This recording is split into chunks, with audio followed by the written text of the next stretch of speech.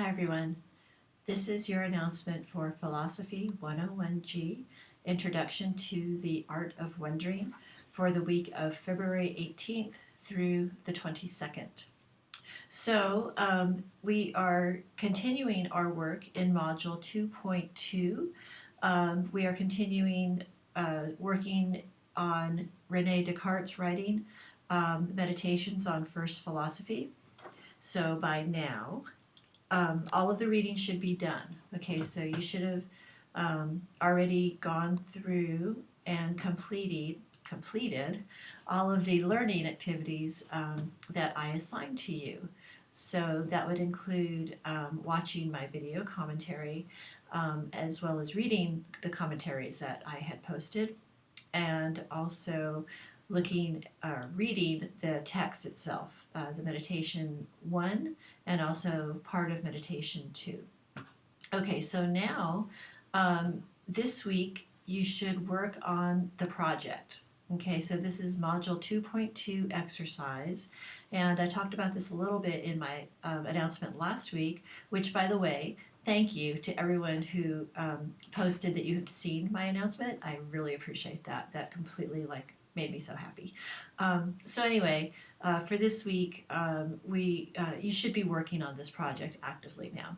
So in the Learning Activities and Assessments page, I have 3 pages of instructions for you to read. So it's very important that you read all 3 of those instructions. Okay, so the way this works is each of you is going to be assigned a section of the text that comes from the meditations, and it all is based on the first letter of your last name. Okay, so, and if you look at that page, it's M2.2 Exercise Instructions Part 2. That's where you'll see which section you have been assigned. And so what you do is you just click on the little page icon, and what I've done is I have given you the text there that you've been assigned, so you can read it right there. You don't have to go hunting for it in the original text from the first page. Okay, so this is what the project consists of, just kind of in a nutshell. Okay, so but you still got to go read all the instructions. But what you're going to be submitting to me are 3 things. There's 3 things you're going to do. The first thing is you're going to write a summary of the text that you have been assigned. Okay, so in other words, you have to summarize that in your own words. What is the text saying? Okay, then the second thing that you're going to do, and this is the fun part, is you're going to create a visual illustration of the text that I have assigned you. So I have some examples of this. Hang on just a second. These are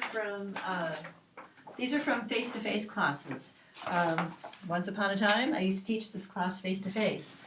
And so what students would do is they would usually, and this would be a group project, they would make collages. Okay, and that's an option. You can make a collage and take a picture of it, but you have to make sure if you do that, that the file that you upload is really clear and I can see everything. Okay, so, but this is an example of a collage one group did. So you can see, let's see if I can get this in the camera correctly. It's really kind of tricky here. Everything's sort of backwards. But you can see that this group used images that they found to go along with parts of the text. I've had some very artistic students in the past. This is one of my favorites. This is a student's rendition of what he thought Descartes maybe would look like. So I thought that was very nice. I'll show you one more. Let's see. This is kind of clever,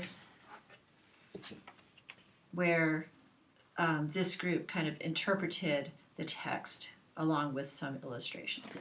Okay, so you can get creative in this. In the online class, a lot of students tend to use PowerPoint, which is absolutely fine, and there are instructions specific to PowerPoint.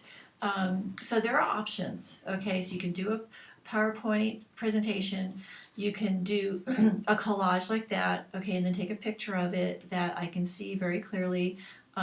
You can do anything by hand. Okay, so if you are an artist and you're pretty good at drawing or sketching or painting, you can do it that way.